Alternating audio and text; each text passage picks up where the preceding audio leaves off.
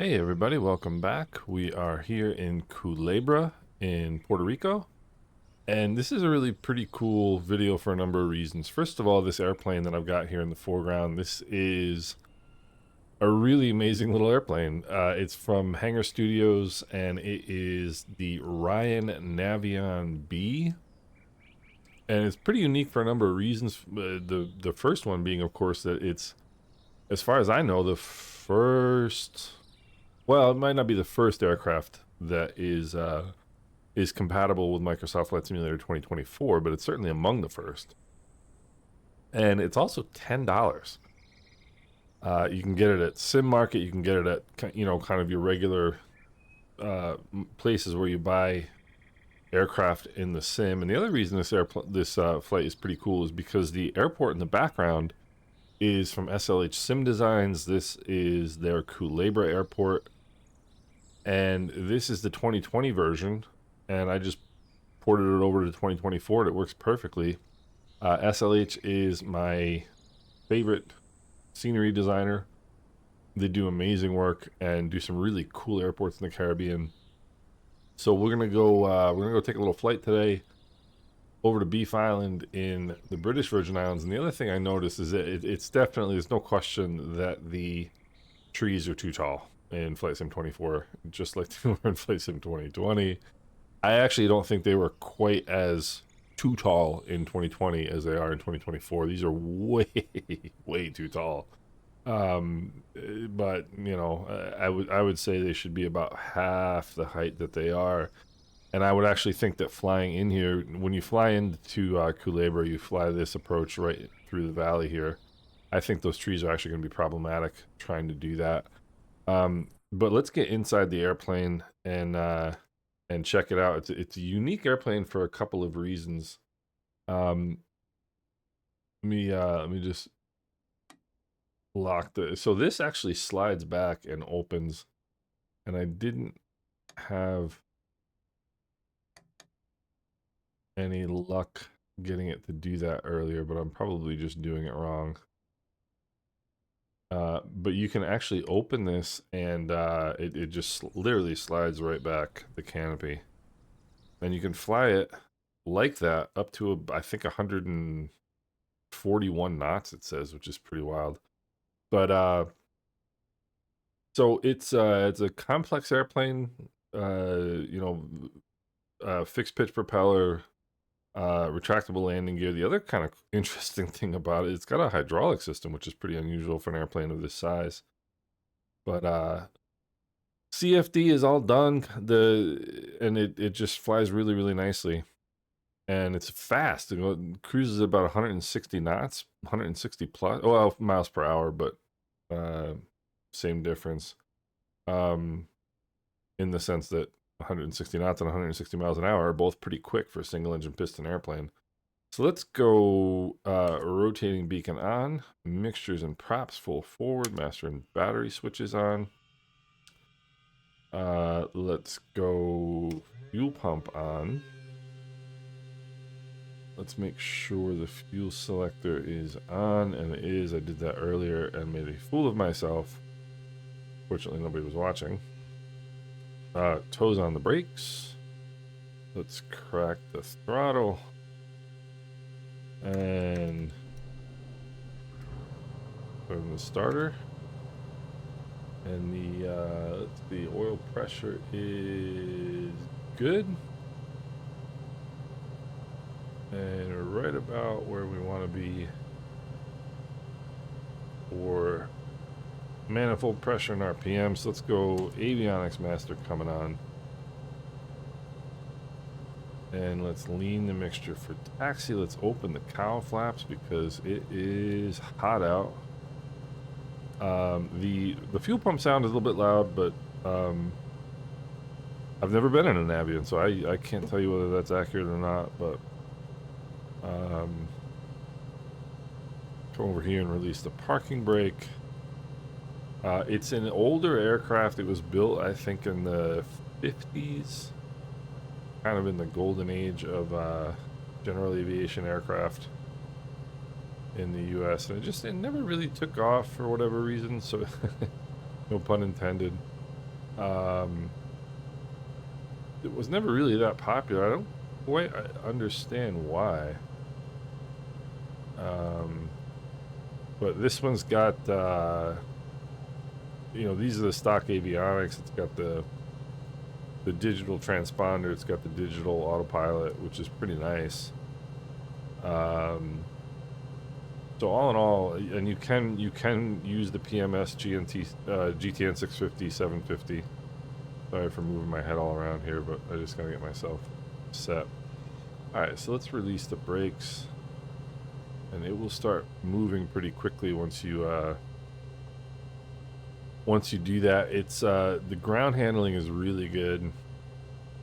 I love this livery.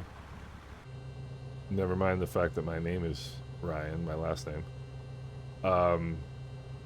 There's a tree at the other end of this taxiway that sometimes is problematic, so I'm just gonna ignore the I'm not gonna go all the way down the taxiway. I'm just gonna come here and we'll come out and back taxi the runway. But the ground handling is very good. I mean, the ground handling in the stock airplanes, take a quick look here.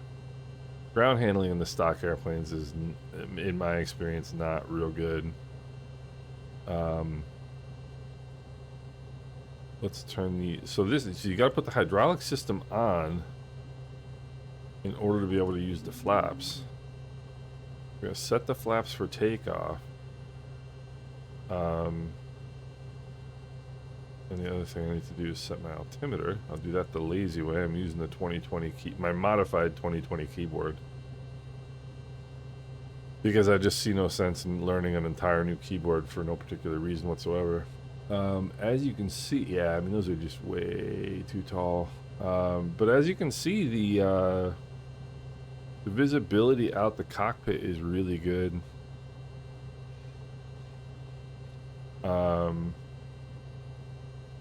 And wait till you see this. Wait till you see how this thing goes. I mean, it's a little bottle rocket. It really is. Pretty quick little airplane. So that's the final approach course where we'd come down if we were landing here. Take a quick look outside. Come right over here and skirt down, or you fly the Tamarino approach over that hill. But like I said, it's just a really pretty little airplane. I love this livery.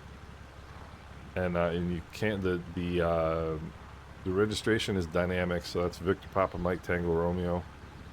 And all right, let's get back in the airplane. I don't know why getting back in the plane always raises up the view, but let's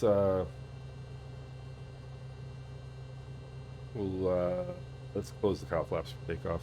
All right, let's go mixtures and props full forward. Fuel pump is on. I should have turned it off for taxi. Hydraulics are on, so we're good to go. Let's take a quick look down final. All good. I'm using Open Track with the Tobii iTracker 5. Open Track is working just fine in Flight Sim 2024. I know that the standard Tobii software, you know, you can't change the settings for the Tobii in Flight Sim 24 without it crashing, which is unfortunate. All right, mixtures and props full forward, few pumps on, seatbelts are secure, we are ready for takeoff. Toes are on the brakes. I'm gonna do somewhat of a short field takeoff just because short runway here. So toes are on the brakes. Bringing in the power, and it is very conventional to have all the engine settings over on that side in these older aircraft. One thing I have noticed is that the airspeed alive, we're 80 knots already. Look at this. One thing I've noticed is that the brakes aren't quite strong enough to hold the airplane.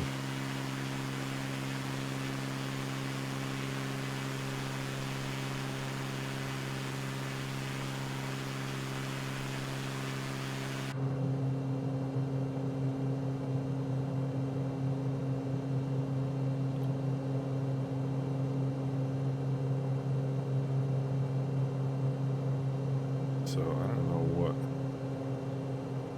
Okay, there we go. The head position is kind of weird. And I'm just talking generally in the sim. We'll come back to 25 here. Talking generally in the sim, I don't understand why the head position keeps jumping around, but it does. All right, and we're easily through 1,000 feet already, so let's turn the fuel pump off. Let's bring the flaps up. Gear is up. We can kill the hydraulics. And this airplane will climb like a homesick angel. It really will. There's 2,000 feet a minute at 130 knots.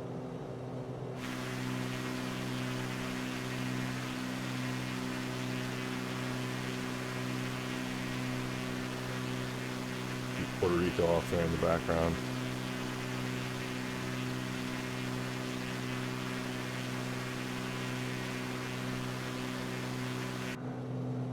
And there we go again with our little issue here. So this is Culebra. Culebra is absolutely gorgeous, and it's going to get more gorgeous if we hit it. Keep bringing the power up on the way up.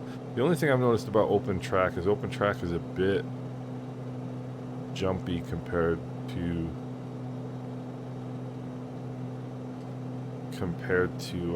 the what you're used to in Tobii Eye Tracker. Tobii Eye Tracker is very, very smooth.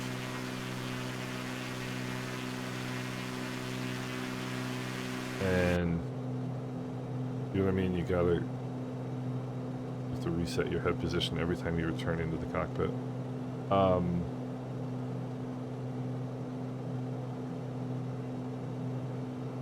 Open track is a little bit jumpy, but that's all right. All right, 2,900 climbing 3,000. Look at this, climbing 1,000 feet a minute at 140 knots. That's insane.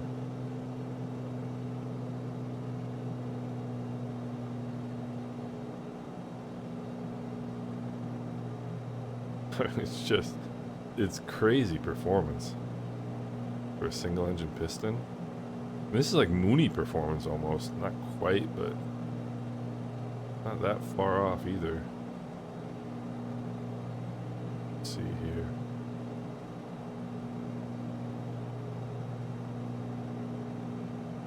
Alright, oil temperatures are good. Pressures are good. EGT is probably lean, but not going to bother. At 3,000 feet. And you can remove the tip tanks if you want to. I think they look pretty cool. And just look at the visibility for a single engine, for a little, small single engine aircraft. It's pretty amazing. Did I turn my landing light on? I did not. Always have your landing light on. Didn't turn my nav and strobe lights on either. Always have your landing light on under 10,000 feet. Them's the rules. The reason you do that is so you are visible to other aircraft. You'd be surprised how visible, how much more visible you are with those landing lights on than you are with them off. Even in broad daylight. Same concept as daytime running lights in a car. So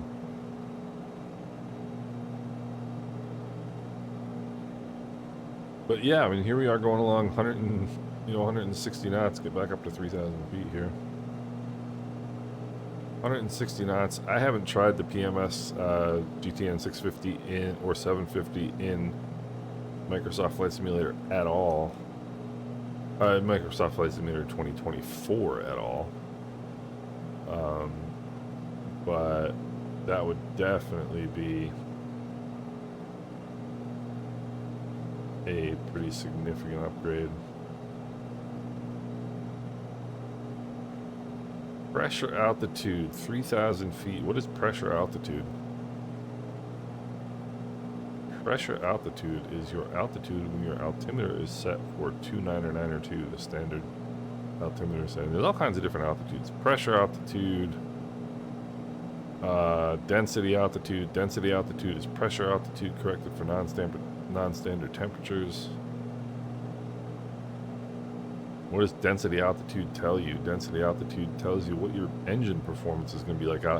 On a hot and humid day, your engine is not going to perform as well as it would.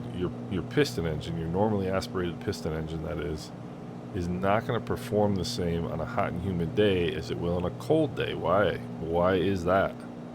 Because of air density. That's why. The colder air is, the less dense it is, and there's more of it.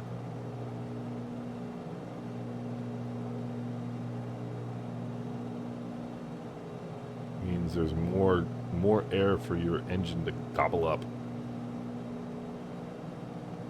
And you know, you have the same physical amount of air, or same physical amount of space in the engine. When the temperature is lower, there's more actual oxygen in the engine. That makes for better explosions.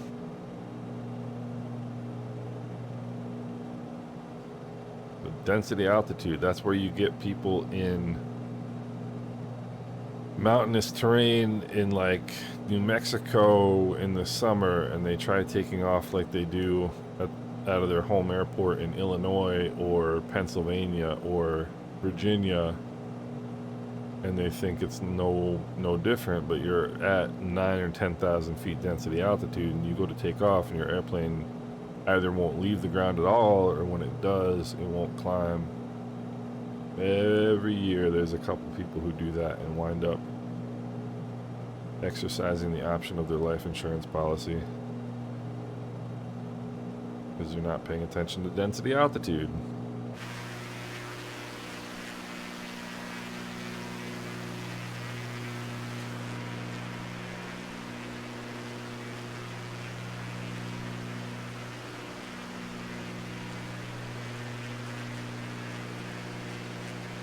Beautiful.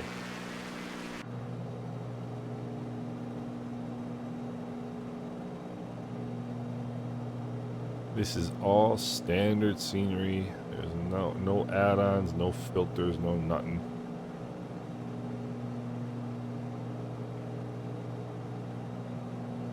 We got our interior lighting over here.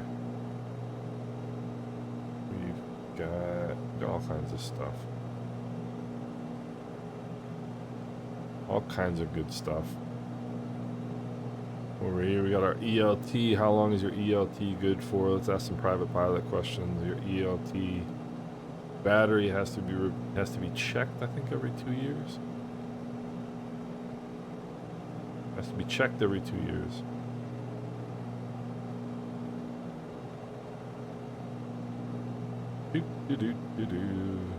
What else is going on in this airplane? We got tip fuel over there. We got the mains. This airplane can cover almost 1,000 nautical miles. It's pretty unbelievable. You wouldn't want to do it because you'd have to go to the bathroom, at least I would.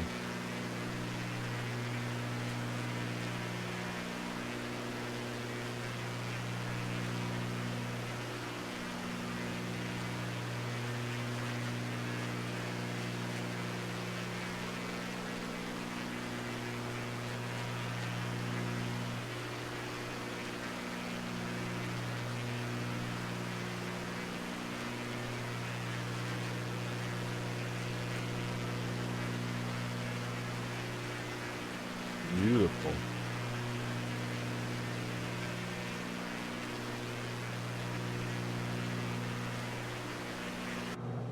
Just beautiful. This is one of the flights I've been looking forward to taking, just to see the scenery. But my take on the scenery thus far, or the differences really thus far in the sim, Flight Sim 24 is just butter smooth. I mean, butter smooth for me. I know a lot of people have had issues even getting it going, much less checking the performance, but to me the performance has been excellent. I mean, absolutely excellent. I'm starting to get used to the menus, and I actually might wind up liking them, which is somewhat embarrassing. I think the turbulence is much better. You can see this, watch this, we look down, we just went over some land right there, right? Which made us move about a little bit, you know, created some mechanical turbulence, some updraft turbulence. And that's realistic, but in Flight Sim 2020, it would throw you into like a 2,000 foot a minute climb, which is not realistic. You know, so you're getting some turbulence off the terrain below you, which is perfectly normal. But nothing like the insanity of 2020.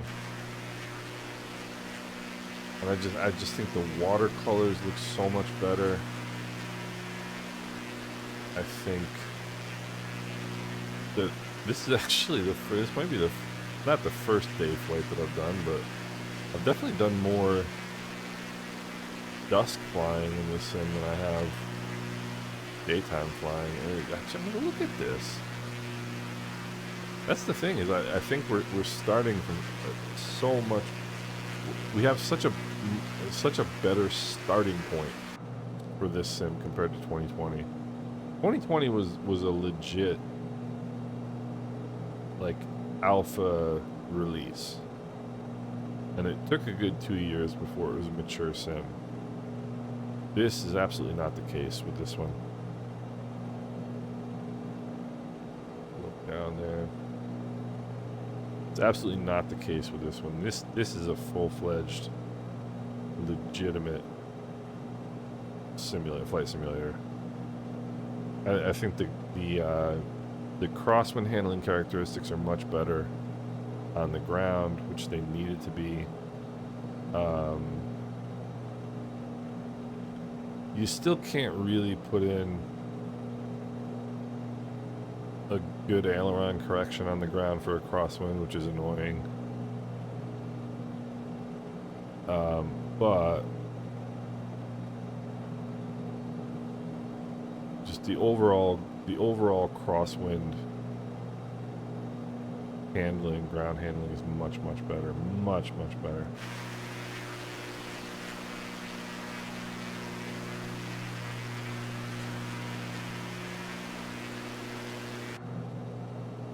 Every time I come back in the cockpit. Alright. This is the Virgin Islands National Park. They yell at you if you get too low over the park. Another private pilot question. What altitude should you maintain over national parks? Forget what it is. 3,000, I think, at least. 3,000 AGL. AGL above ground level. MSL above mean sea level. Here in the Virgin Islands, AGL and MSL are the same thing because we are at sea level.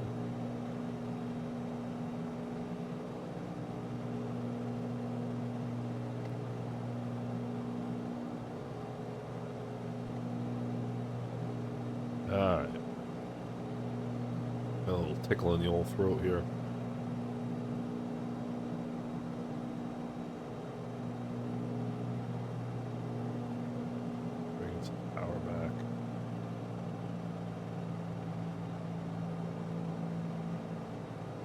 Head over to Beef Island, Tortola. Airport is right off our nose right now.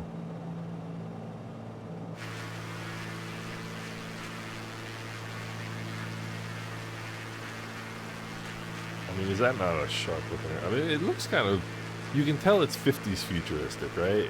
But it's still just a neat looking airplane, I think.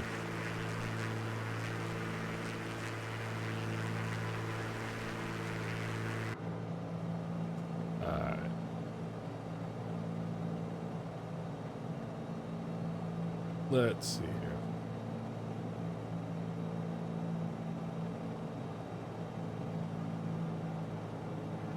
Like I said, it's very common for this era to have the engine controls or the engine instrumentation all the way over on the other side. Doesn't really make a whole lot of sense, but it's the way it was. My old Cherokee had that. My new one doesn't. Alright, let's go hydraulics on. Not lean the mixture, so we're good to go there. But we're still booming along at 160 knots in the descent. I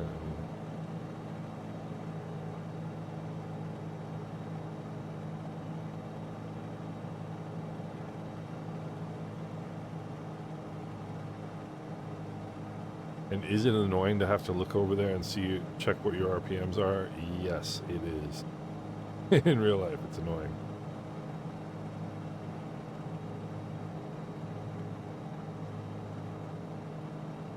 Alright.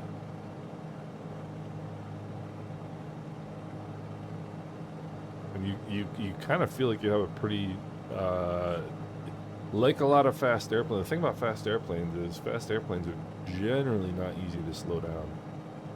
That's usually the trick with fast airplanes, is getting them slowed down. And this one, gear speed is 100 miles an hour. As you can tell, we're significantly above that now at 15 inches of manifold pressure. You know? So, I don't know what the first flap speed is, but I know the second flap speed is 100 as well. Coming up on Road Town. I'm gonna go first notch of flaps. Road Town is the capital of the Virgin Islands. You can see it over here on our left side. And when you're flying into this airport,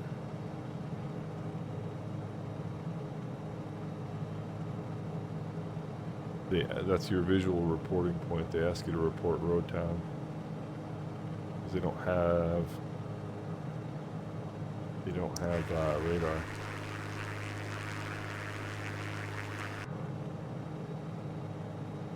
Alright, so alright, let's go fuel pump on.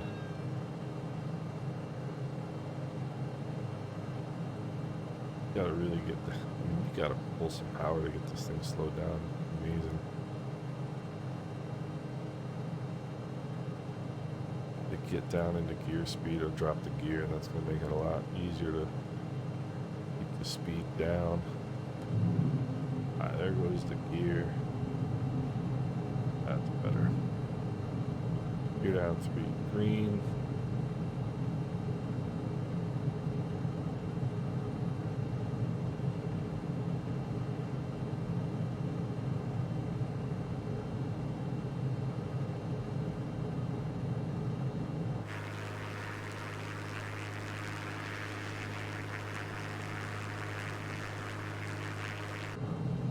As usual, I stink at flying from outside the airplane. Alright, let's go. That next notch of flaps, and those are like barn doors. You see that plane slow down like that? You see that? Alright, we'll go mixture full, or props full forward. You see how quick the plane slowed down once a second? And you gotta bring power in, because otherwise, I mean, it's pretty amazing because it's nice and slow when you got the flaps out, which is obviously what you want.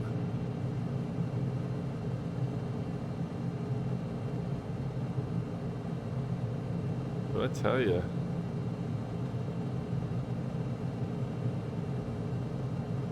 it's kind of a contrast, an airplane of contrasts.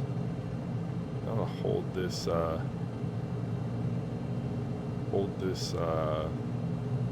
altitude here for a second, just to get myself. I'd rather be too high than too low. Alright. We've got some energy to spare. Alright,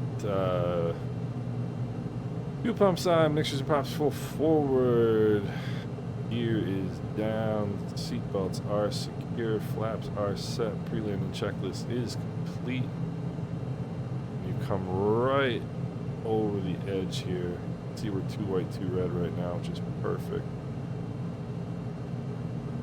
And you just come right over.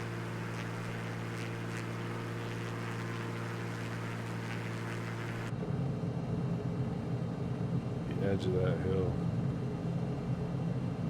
Alright, 80 miles an hour. We're good, good, good. Bring some power out now. Alright, this is nice, easy. We look like we know what we're doing. We might actually know what we're doing. You never know. 89. I want 80. I'm thinking nuts. 80 miles an hour and about 400 feet a minute out of descent is what I want. I want to get any lower than this. 400 feet a minute is what I want.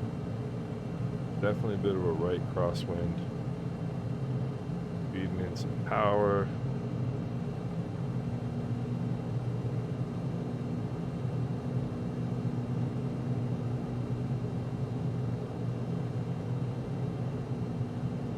Alright, we're gonna flatten. Yeah, we flattened out a little bit there.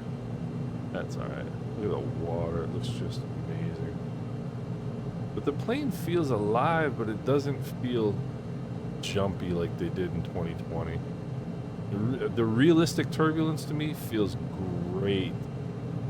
It's really, really good. Alright, not much of a wind. Starting to feed the power out now. Power coming out, power coming out, power's all the way out. Ah, that was crap. That was garbage. I have a difficult time judging my height above the runway in the sim. I don't know why. Not just with this airplane, it's not just with this sim. I always feel like I'm about 5 feet higher than I am. Let's lean the mixture here. Only thing you want to do on the runway is lean the mixture, and I'll show you why in 1 second. I'll show you why. Get off the runway. To be off the runway, you got to be, all of your aircraft has got to be past that double yellow line. Alright, so now it's come to a stop. Look outside. So you got to be past these lines, and then you're clear of the runway. So the reason why you don't do anything besides lean the mixture on the runway is because of this. See this right here? This is your flaps. This is your gear. And if you're not paying attention, you can easily reach over, put your flaps up with this lever, and accidentally put your gear up. Believe me, it happens. People do it on a somewhat regular basis. So the gear flaps are now up. Let's open the cowl flaps because it is hot out. Let's turn the fuel pump off. So don't be in a hurry in an airplane to do things. Get clear of the runway, come to a stop, and then clean up your airplane. No reason to be in a hurry. Most modern retractable gear airplanes have pressure switches for their landing gear. So if you put the gear up, if you put the gear switch or the gear handle up on the ground, it won't actually retract the gear. But not every airplane has that, number one. And number two, like anything mechanical, those things can fail. And things in airplanes tend to fail at the worst possible time. So there's everybody knows the Murphy's Law. Well, pilots have a saying that Murphy was an optimist. Murphy's Law is that anything that can go wrong will go wrong at the worst possible time. And pilots like to say Murphy was an optimist. I can't tell you the number of stories I've heard. Those are on the brakes. Mixture to idle. Cutoff throttle is idle. Set the parking brake. Hydraulics off. Cowl flaps up. Flaps are up. Gear is down, which is fantastic news. Avionics come off before the mags turn off. Mags are off. Master and battery switches off. I can't tell you the number of stories I have heard. Oh, I wish this would retract. I'm sure I'm doing it wrong.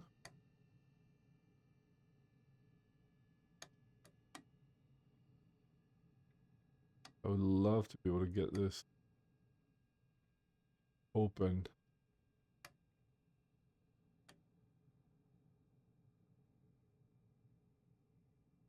But I'm sure I'm just doing it wrong. Anyway, I can't tell you the number of accidents I've read about where you literally wouldn't believe the perfect set of circumstances to ruin somebody's day, but it happens all the time. So here we are, Beef Island, Tortola, one of my favorite airports in the sim, and done here in exquisite detail by SLH Sim Designs. And just to clarify, I was not given any of the scenery or this airplane. I bought this airplane, I bought this scenery, I bought Culebra. So I'm not shelling for anybody. My money on the line with these. And this airplane is $10. It's not even $10. I think it's $9.99. I mean, what, you know, $10, whatever. But just a fantastic little airplane. You know, and the thing is too, all of there's like a zillion. You can open the engine cowling. You can open the cargo door here and load your bags in. You can do all. You can put a cover over the top of the of the cabin here. You can open this up. If I knew how to do it, I would show you, but I can't for some reason. Can't get it to work. But I mean everything works in here. Whoopsie, wrong way.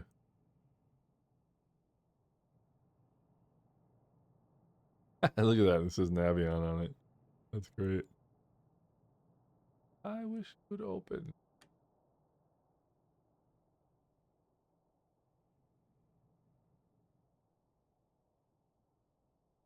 I just can't get it. But this whole thing slides back. Really pretty cool. Don't hold it against the developer that I don't know what I'm doing. Oh, and it's got, that's the other thing. Maybe this will show me how to do it. Let's see. Oh, and it's also got, and check this out. So if you want to do instrument training, right? You can put, so there is a device that we call the hood. And what it is, it's either a hat or something, and it has a just like a little plastic piece that comes down over your eyes that covers the top. It just covers anything above here, so you can see all your instruments, but you can't see out of the airplane. Of course, you got your instructor, your flight instructor, sitting here on the right side. But you, as the instrument student, you can't see outside the airplane. You know, so you lose visual reference. So you've got to fly by reference to the instruments, and that's called flying under the hood. Well, this airplane has got that, which is just so cool. And you can see all the different things that you can you can remove those. Oh, you can remove the window divider. Let me see here. So you see how there was a window divider here before? It's now gone. I don't think I got it right that time.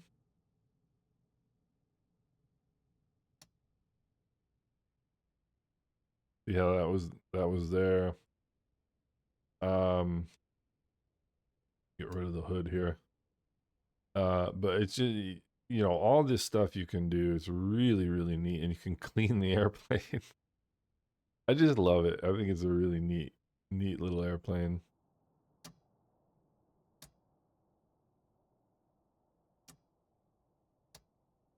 Take a look outside. See, you can open. See, these are the.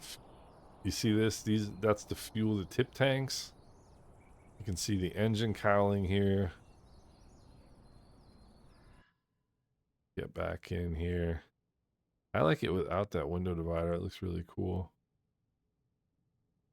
Let's see here. Did I get rid of it? I did. Alright, now let's check out what else we can do here. Whoopsie, sorry about that. And the cargo door. And you can even check the battery. You can even go in the back and check the battery.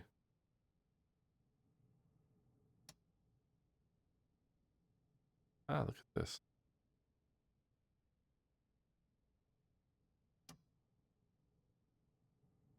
Just a neat plane. Put the okay, you can remove the tip tanks down there.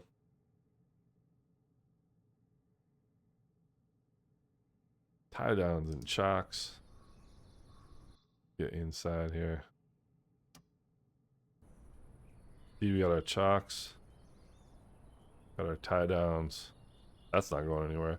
You see that? You can load the baggage manually if you want to. Just a really neat little airplane. And like I said, I love the livery. And there's the main wing fuel tank, and there's also a center fuel tank, which is pretty wild. But just a neat little airplane. So yeah, I'll put a link in the description, and if you guys want to, or I'll put the name of it in the description. You can find it and buy it where you want to if you're so inclined. But yeah, Hangar Studios did a really nice job with this plane. Fun little plane, and I would give it a rousing thumbs up. So in any event, I hope you guys are doing well, and I hope you're in and enjoying Flight Simulator 2024, and we will talk soon.